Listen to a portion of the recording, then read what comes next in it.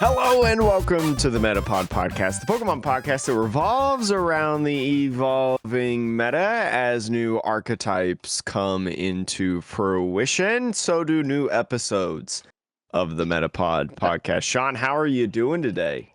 I'm great. I'm great, Jake. I sat through the finals match this morning from Mm. Gdansk, which we'll get into, which I'm almost certainly butchering the pronunciation of. But let me tell you, it was a riveting gameplay footage. I'm joking, but yeah, It I'm was good. definitely How are you? interesting. I do know that the person, spoiler alert, it was 2-0, was the final. We'll talk about the decks and stuff later. But I got to watch a little bit of it. I had a pretty busy Thanksgiving weekend with work. Um, and so I did get to watch a little bit of the rebroadcast and stuff, but I know the final game 2 was a quick scoop I think to just it like was a end scoop it because there before was just even like no way. Yeah. he scooped before he even played his turn.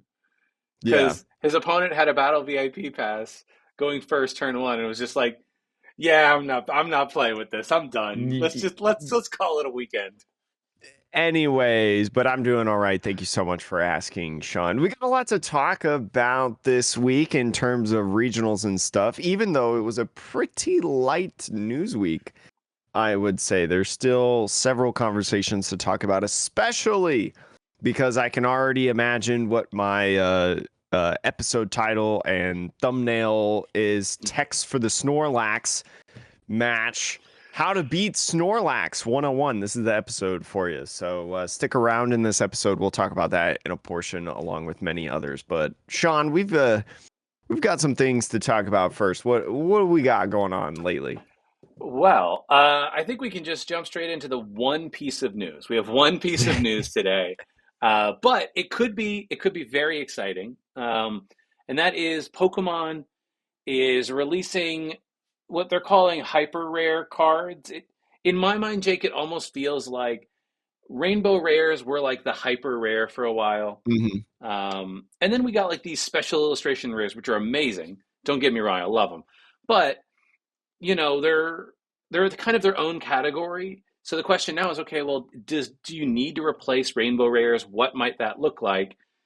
And we have some indication that this new hyper rare type of foiling effect, we're going to see it in Paldean Fates. Jake, what could this foiling effect look like? What are the rumors?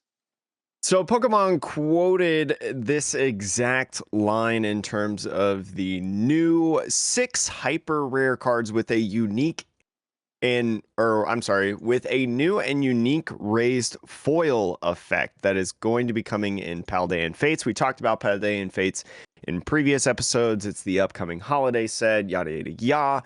It's coming out in Japan on, I think December 1st.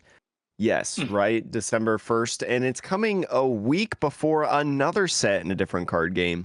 One Piece. One Piece's next upcoming set, OPO5, for anyone who is aware of that, as I shuffle, a small stack of One Piece cards as I'm talking about this podcast. Awakening of a New Era. And in Awakening of a New Era, this is why we want to talk about this.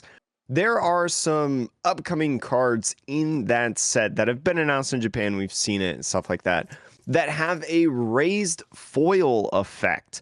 So as people who have been around card games for a long time, maybe collecting card games, a lot of times printing companies and production techniques will transfer from one card game to another. One Piece is done by Bandai, I believe, Yep. right, Sean? Yep, that's Yeah, correct. Bandai, just like Digimon and stuff. And so with Bandai now starting this kind of raised effect, the speculation is that this new and unique raised foil effect is probably going to be the same thing. Now, I've seen these cards, these One Piece cards, and if you go to pokebeach.com on their website, you can see the cards for yourself. And I've seen them on like camera and stuff, like videos.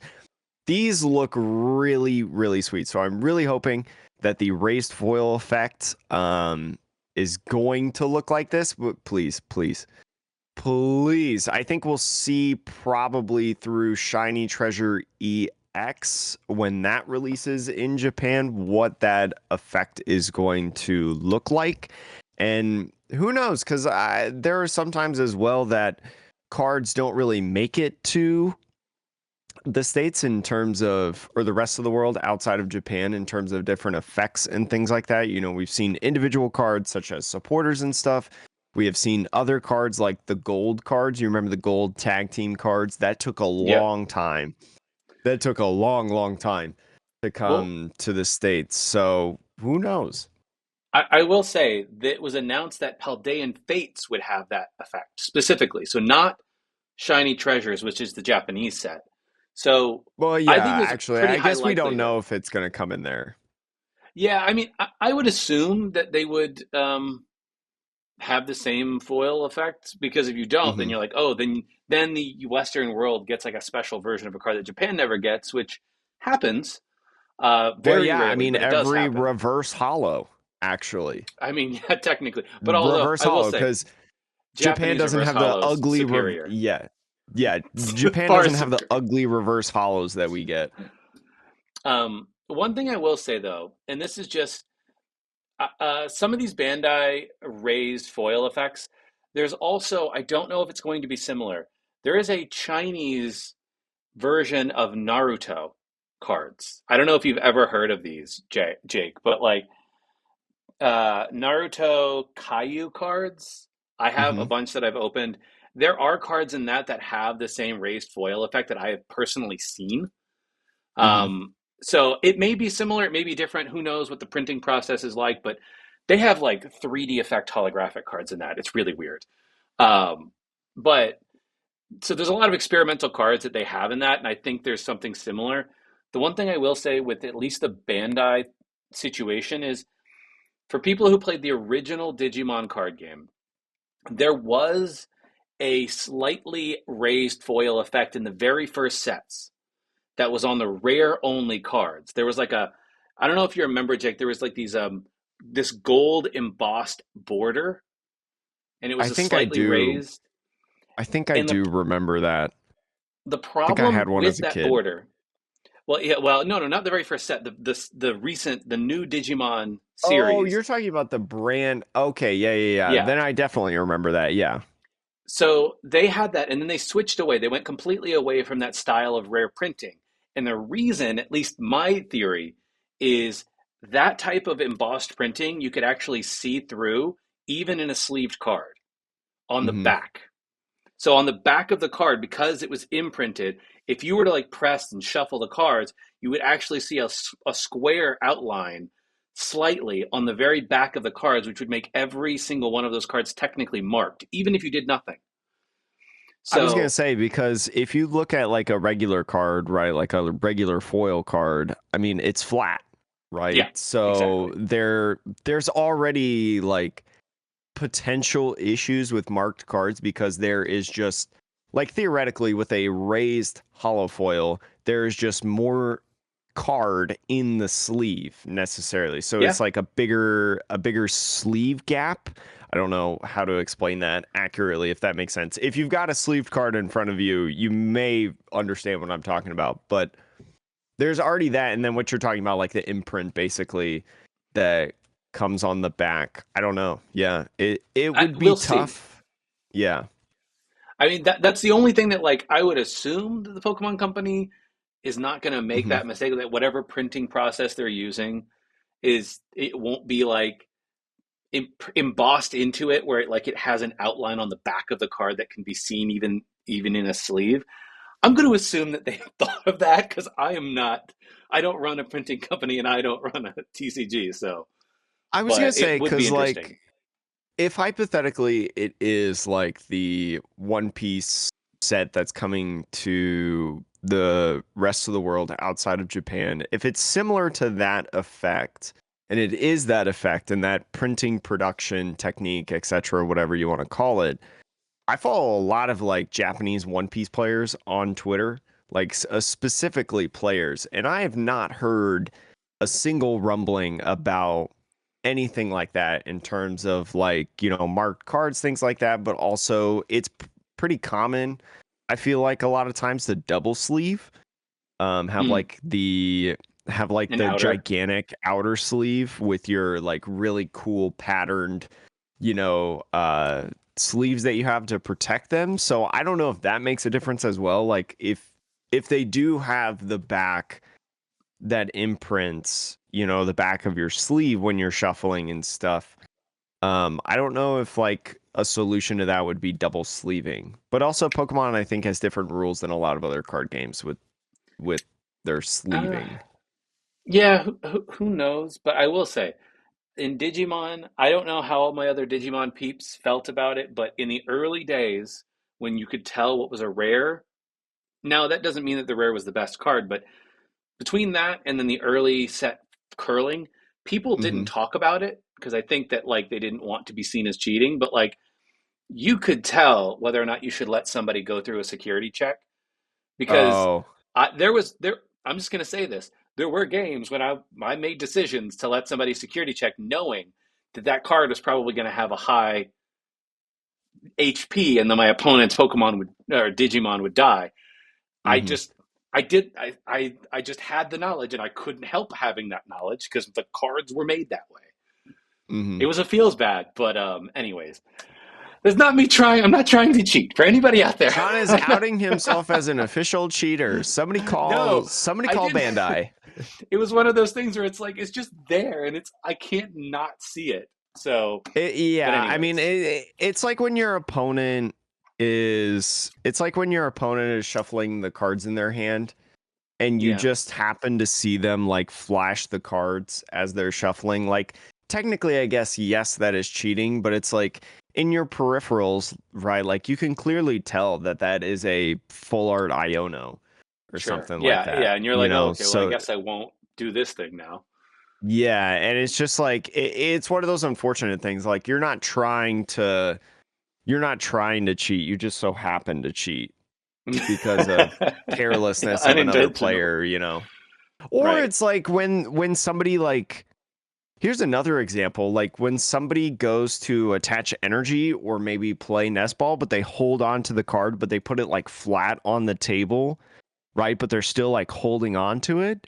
And then they pick it Yeah. up and put it back in their hand to not actually play it because they didn't let go. Like that's another instance like that. So Well, I don't I mean know. that may also be gamesmanship because you could also be like, hey, I want this player to know that I have this thing in my hand for whatever reason.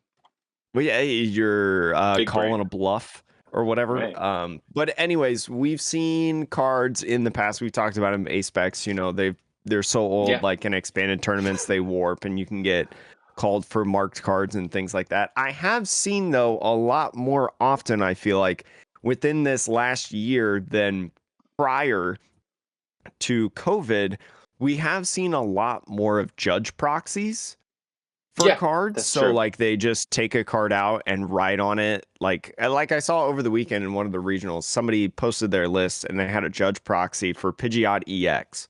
A relatively new card.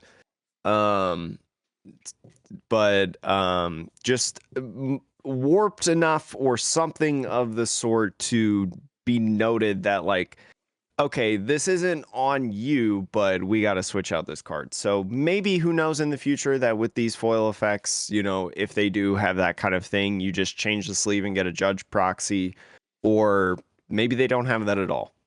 Yeah, it might be fine. Who This is knows? my like this is my paranoia. That's all. That's the only Yeah, we thing. may just be what's the phrase where you create unnecessary panic among people? Like what's that called? Mass hysteria or I'm whatever? just. I mean, I don't know if we're creating mass hysteria, but we're definitely. I'm paranoid. That's it. That's For all it for our is. small niche audience that we love and adore dearly that listens to us week by week, we're creating chaos.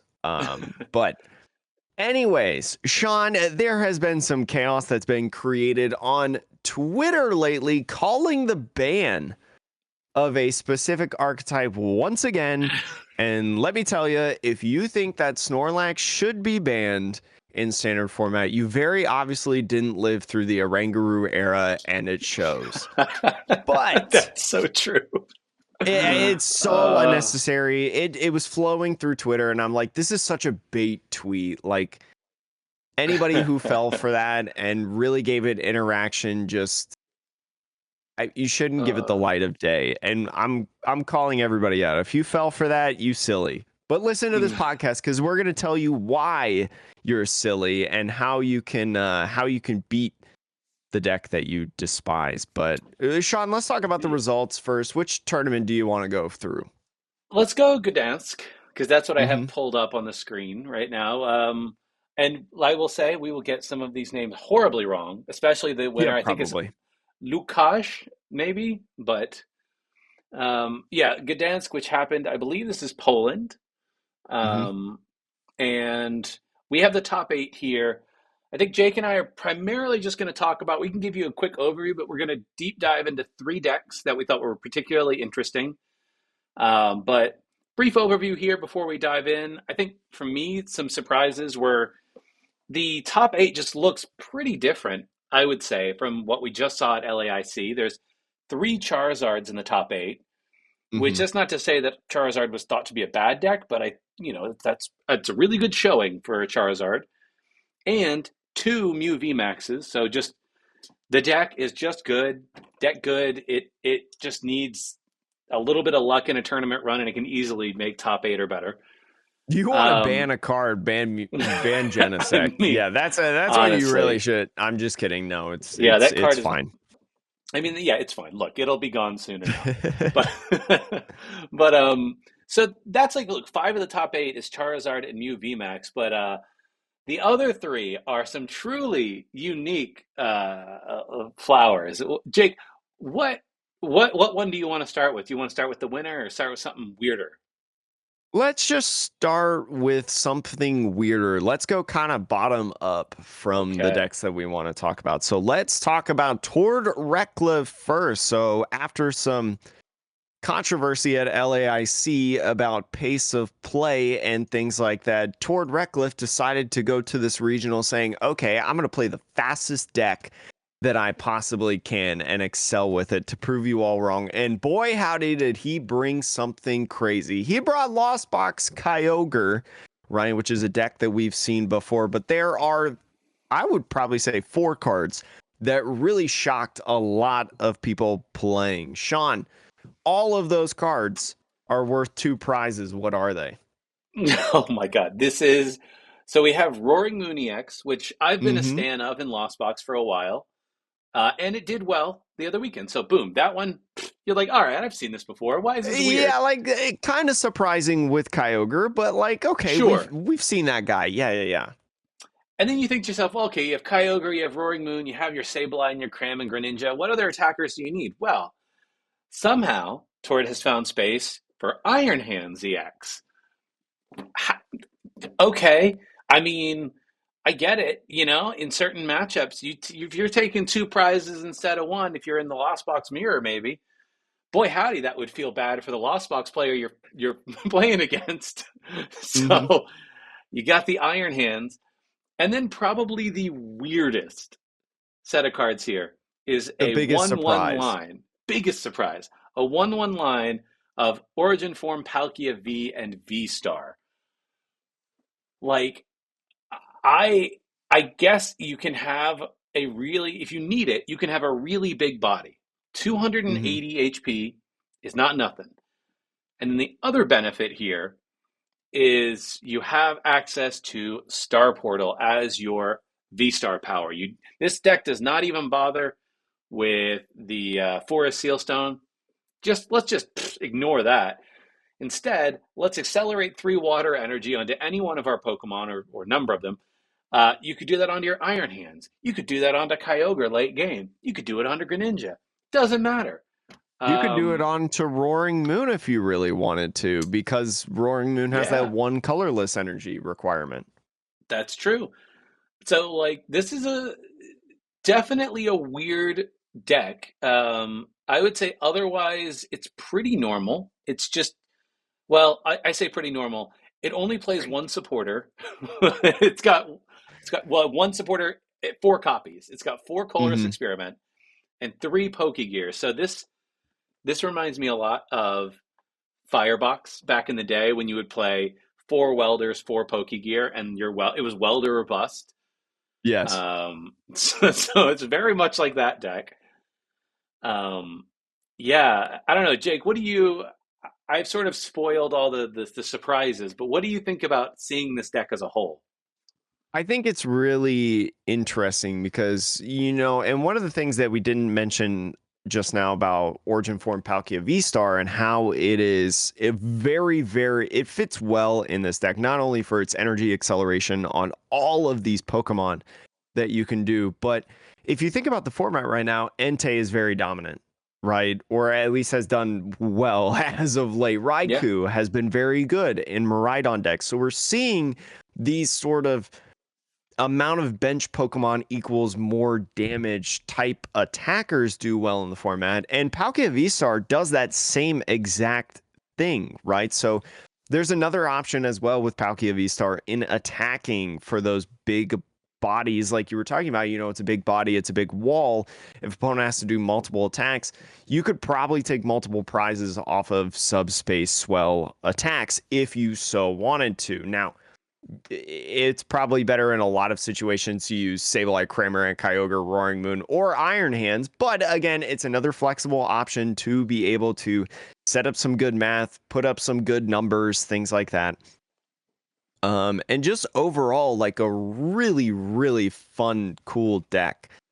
This was probably, I would say, the unexpected deck to break out. I think that this is a concoction that Tord and like his crew of people made before the event after LAIC, not necessarily something that a lot of people had on their radars. And, the results showed for that deck. No Manaphy, no Jirachi in here. So you come up in the Lost Box mirror. Well, you just Iron Hands a lot, I guess. Um, yeah, it's really cool to see this deck go because Mirage Gate again and the Lost Zone engine. We've seen so many pairs with the Lost Zone engine. Just a really, really good engine to be able to power up a variety of Pokemon and attackers. And I really thought this list was cool. Again, like you said, reminiscent to the Welder days. You know, yeah. you It's squeeze in those Pokegears. Unfortunately, not a fourth Pokegear, but honestly, I don't know what you would take out for the fourth Pokegear. Maybe the Pal Pad, I guess, but I it's mean, just a I really guess cool list. if you have Palpad though, right? Like say you play two colors, you Palpad the two back in. Now you have It's four like, colorists in a deck that's half the size of your original deck. You don't need the three yeah, Pokegear. yeah, it's like one Pal Pad makes you now have 6 Colress in a game, which is Right. very strong. So probably correct to have a Pal Pad instead of a fourth Pokegear, but yeah, just this deck is really, really cool. I do think it's pretty punishing though. You do need to know the ins and outs of the deck, the ins and outs of the matchups, how to approach certain situations. Because I think most other Lost Zone decks, it's pretty punishing when you're wrong. Yep. It's not I the fully easiest to agree. pilot. hmm But Um, really, really cool to see the binder drop of Lost Box. yeah, I think a deck nobody was expecting that kind of deck. And hmm the next one here is a deck I also think nobody was really expecting, which is from our third place, Luke Kirkham. And hmm he rocked up with Origin Form Palkia V-Star yet again, and Calyrex with a smattering of other attackers. Um, Jake, I did the breakdown the last deck. Can you break down what's going on here? So this I feel like is very similar to what we've seen with Palkia V-Star decks in the recent past, right? Your main Pokemon, or I guess the bulk Pokemon that you have, or well, bulk as in like a majority of the Pokemon that you have, is a 3/3 line of Palkia V and V-Star and a slew of other attackers. We have the Chin Pao in there. We saw from I think it was Cyrus at NA. Was it NAIC? When did Might Cyrus have play been. the Palkia V Star deck? Do you remember that?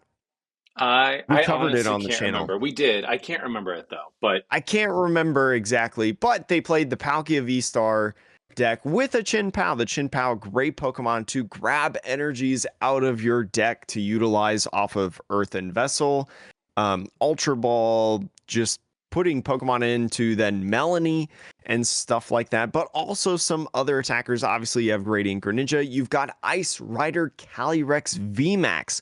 Again, like we talked about with Palkia V-Star in the last deck, this is a huge body that can deal a lot of damage. 200 and is it 50 damage? 250 damage for 2 energy is a really, really good number, especially when we talk about cards like Radiant Charizard, right? Radiant Charizard hits for 250. It was very popular the other weekend in Sablezard lists, and a very, very good option as well in Charizard, which we're not really going to talk about a lot of Charizard lists because it's like Charizard and Pidgeot. We've seen it before, but yep. Charizard was a really, really good play this past weekend, and I think Radiant Charizard did a lot to boost that. So Ice Rider Calyrex VMAX with like no attacking metal types in the format, you're not going to get one hit KO'd unless you like your opponent's Miraidon just absolutely hits the nuts, or it's late game against Charizard EX. But so most often than not, you're not going to get one hit KO'd. But another attacker, again, we talked about the Entei, we talked about the Raikou.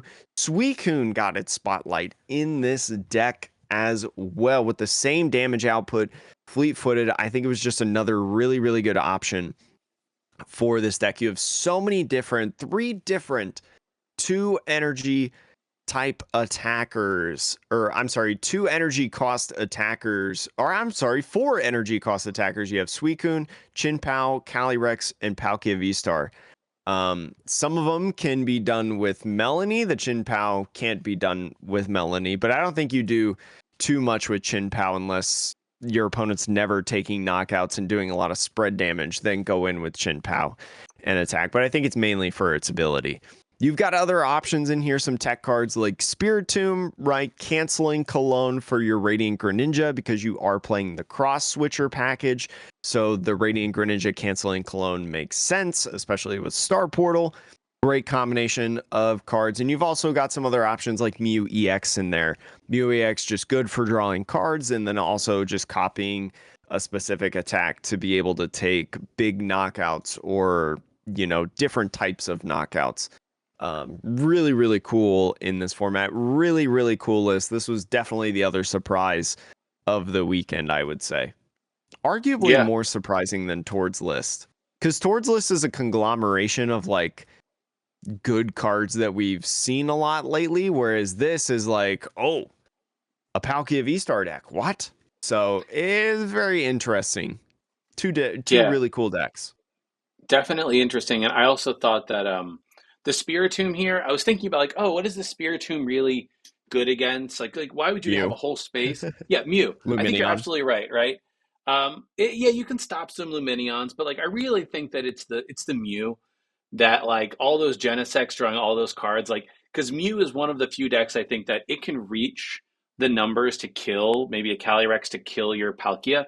But if they can't Mhm. draw very many cards, then doesn't really matter, right? If they can't find those pieces, then they're going to be two-shotting you, and that's big sad for them.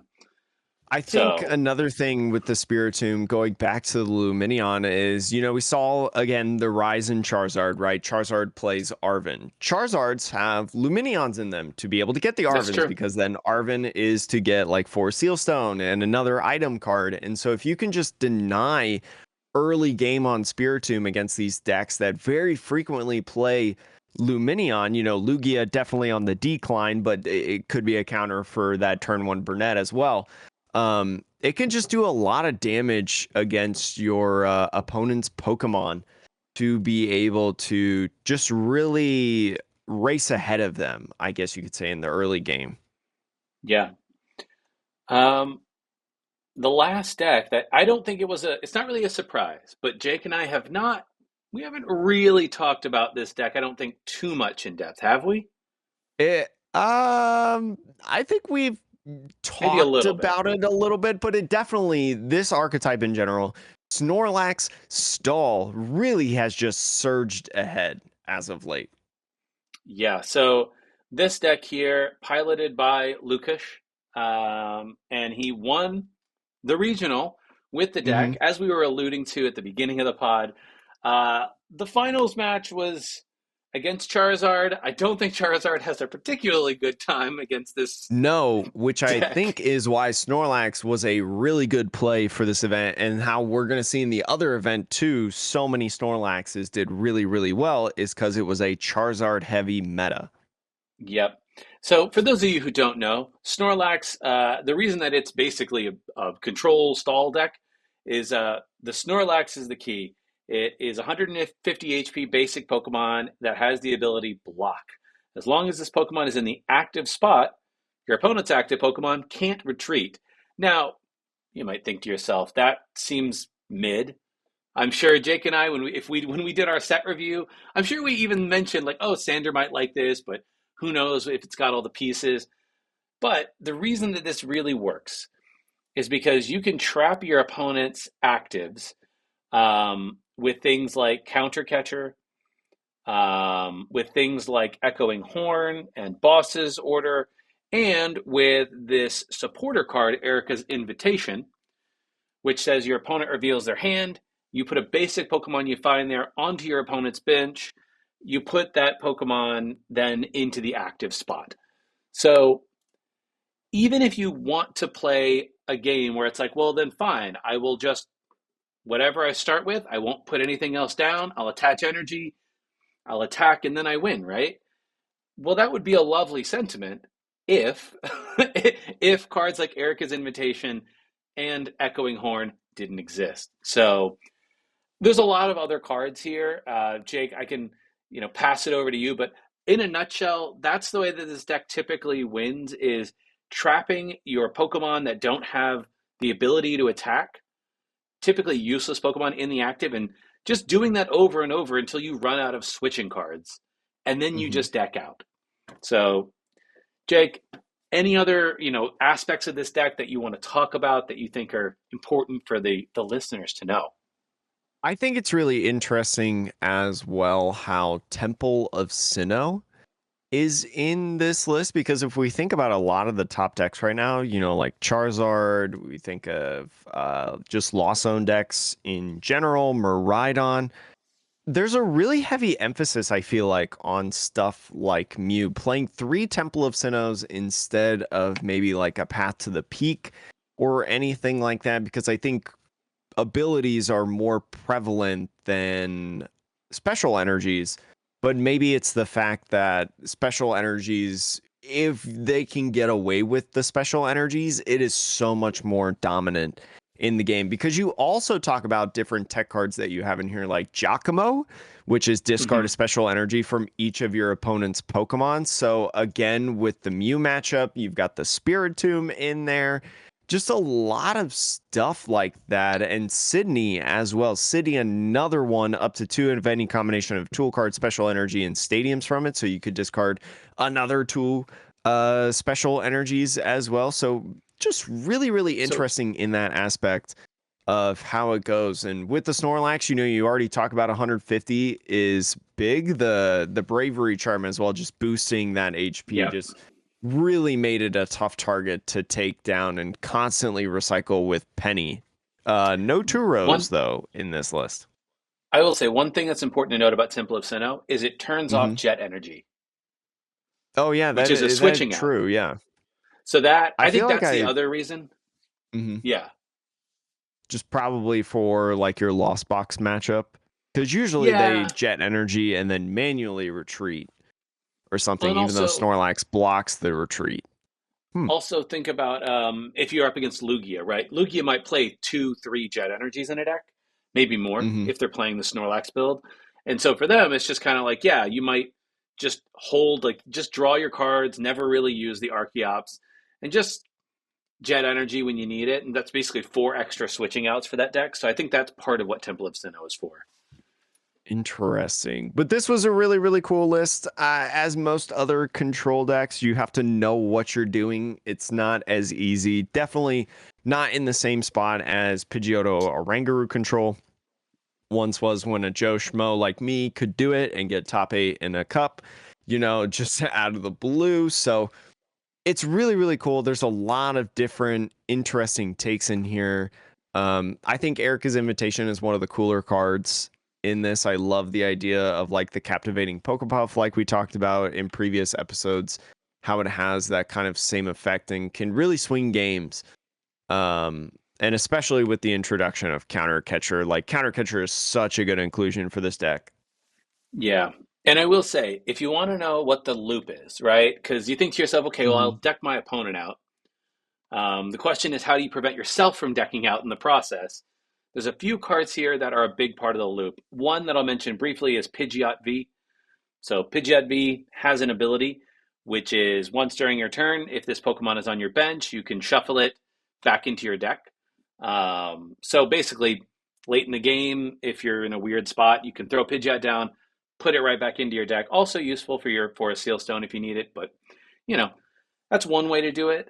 Which is probably why they don't run Path to the Peak, because if that path gets stuck and Pidgeot's their only out, then they're they can't do anything. That would make Um, sense. and then the other combo, if you're looking to play this deck, the combo you really got to get down is Silene, Team Yell's Cheer, and Palpad.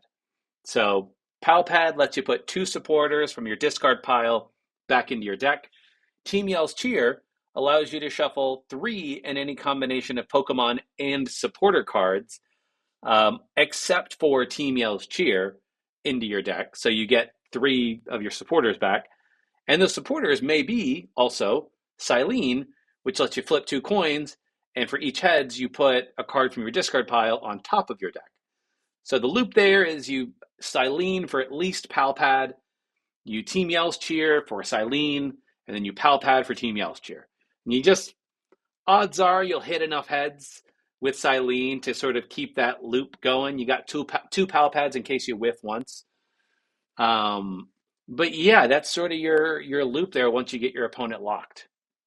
There's other opportunities, especially once you get your opponent locked. Another supporter that is often cycled through again and again, Misfortune Sisters, right? That is the kind of one of the mill cards of choice to get rid of switch cards in there. Very, very important for getting rid of switch cards. Look at the top 5 cards of your opponent's deck and discard any number of item cards you find there. Shuffle all the other cards back into the deck. So that and Crabominable is a really nice way to just continuously discard cards and discard more cards and discard more cards to get your opponent to deck out as you're doing the loop as well, because Team Yell's Cheer allows you to get 3 different supporter cards. So really, really cool in my opinion. I love seeing different iterations of control, especially executed very, very well. I don't know if I'll be able to do it, but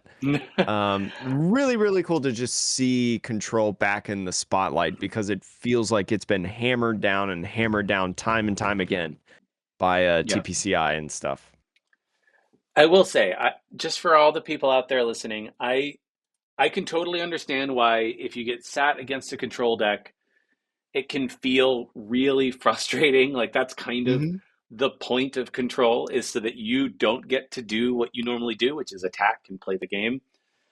Um, and I will say that this specific deck, at least compared to Pidgey Control, like Pidgey Control back in the day and some of the other control decks, they didn't stop you from doing your thing in the same way. Like Snorlax just says you can't retreat, which feels like such a, it feels like at this at one point not a very strong ability, but then in practice feels like so strong. You're like, why does this exist?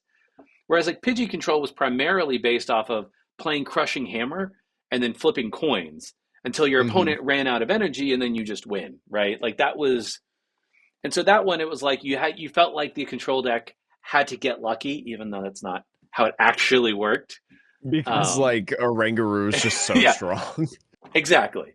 But like at least that one, you felt like you always had a little bit of a chance. Whereas, I get it. Like if you have a even a one energy retreat, like a Manaphy stuck in the active, if you're out Hmm. of switching cards, the game is just over. You're just kind of like, what can I do? So I can totally understand that. Like that is particularly frustrating, I would say.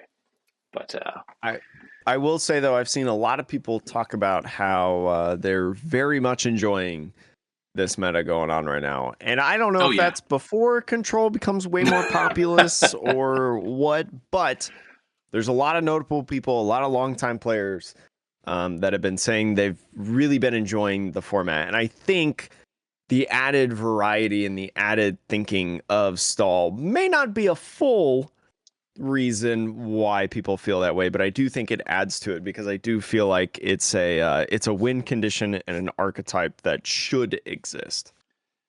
Fully agree. No Jake, bias. I don't want to get into the deck list, but I do want to touch on Brisbane, which was a Hmm. regional that happened in Australia at the same weekend. Um, just really quick, I think highlighting that two Snorlax doll decks came in the top eight at sixth and seventh place. Um, I think I don't know if I actually don't know if Gardevoir is a bad matchup for the deck because in Gardevoir at least it feels like almost every Pokemon can attack. Yeah, and you can always, especially if they're not playing Path to the Peak or anything, you can always accelerate your basic energy to it. Right. Like even if you can't retreat it, well fine, it's Hmm. just your attacker now. And if they're never going to put any damage on you, you're just kind of like, all right, this is fine. So if their only option is trapping Gardevoir EX in the active, then I think what Gardevoir can do is just never put down an EX and just use Shining Arcana and like manual attachment on their Pokemon. And then Hmm. that's I think actually the way that you get through that matchup. So I will mention that it was sixth and seventh, but there were three Gardevoirs in the top eight, with Gardevoir winning that tournament, two Charizards and one Fusion Strike Mew. So I will say, yeah. in terms of the Gardevoirs, Australia, I feel like has been like the Gardevoir area. Like I feel like a lot of Australian players really, really like Gardevoir. And it usually does well at Brisbane, although I do remember, I think it was Brisbane last year where it was all Palkia. Do you remember Hmm. that? Top eight was like all Palkia. Something like that, Um, yeah. but anyways, the first place Gardevoir list played Battle VIP Pass. The other two did not. I think that's something that's interesting. We're not going to talk about the full list, that's the big but debate in the community. Is Battle VIP or no? yeah, and we talked about how, like, Luke Morza won that late night without the Battle VIP Pass. And then we saw in LAIC, people weren't really playing Battle VIP Pass. But then Harry Shawcrass,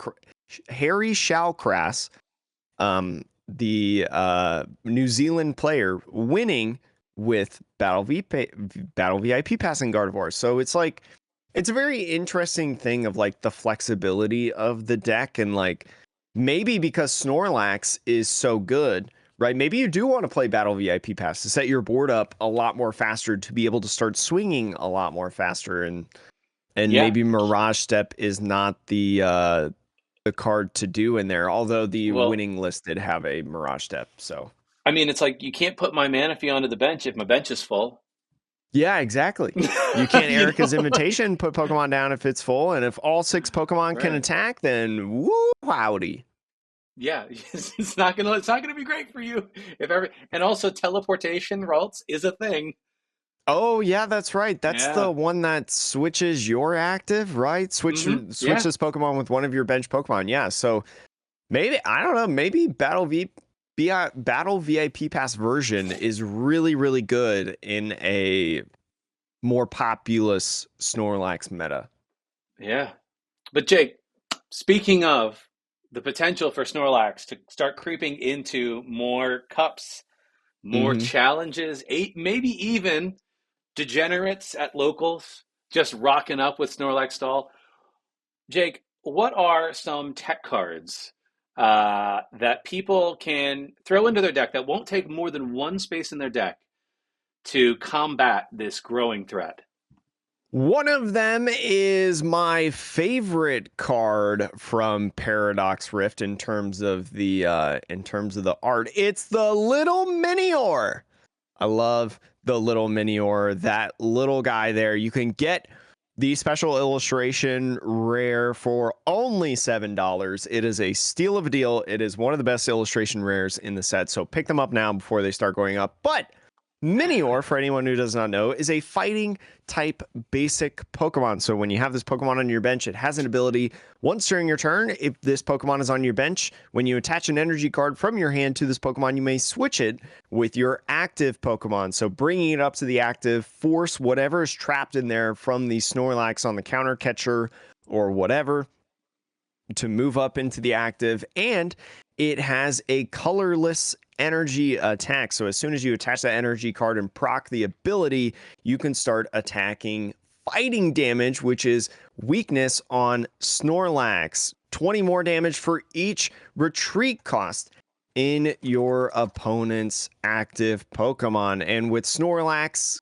the block Snorlax having a 4 retreat cost, you are doing 160 damage to that big beefy boy. 160 damage to that Pokemon. Now, if they have Bravery Charm, well, I don't know. I just Fine, play you got to like wait another turn. yeah, you either wait another turn, and if they gust something else up, just attach another energy and shoot that guy right back up there. Or what you can do is you can like Lost Vacuum, right? Lost Vacuum Yeah. is in a lot of decks right now. Very good card. That's just a card that you probably already have in your deck that you can utilize for the Minior to take one hit knockouts. And again, just a single energy card speeds that boy right back up there. So Yep. with This with one's. Snorlax decks not really attacking, this is a good one, I feel like. I fully agree. I think this is a great card for the matchup.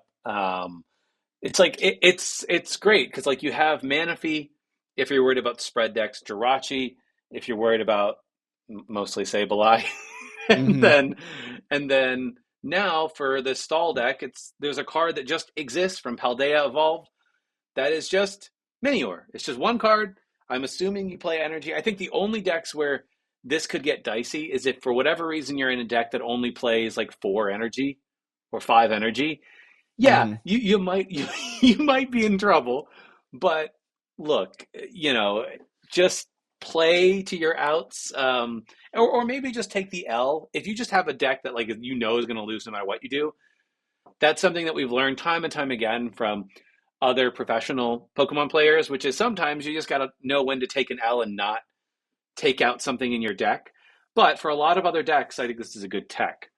Um, the other tech that we wanted to talk about is This a is the less, secret one. This yeah, is this is, one. This is one that nobody is talking about right now except a Reddit user. Do you know the name yeah, of the Reddit user? no. I mean, I can't. I don't have it pulled up. Apologize for stealing this from you on Reddit, but if you know, you know. Yeah, someone mentioned this Sandshrew from 151, and it has an ability that is called Sand Screen. Trainer cards in your opponent's discard pile can't be put into their deck by an effect of your opponent's item or supporter card. So that's a long way of saying you can't get back your supporters with Pal Pad or Team Yelshire. You can't get back trainer cards like Pal Pad or whatever with Silene. And this Sandshrew doesn't even need to be in the active. It can just sit on the bench. Doesn't matter. So if you're going down the route of I don't want to have to attach energy and actually take prizes, instead I want to deck my opponent out first, this might be a sneaky little card that you just sort of hold it in your hand. You don't really play it until like it's like later in the game. And Or unless they've they used play some. Erica's Invitation and then they look at it and Yeah. they're like, oh God. Oh no, what have I done?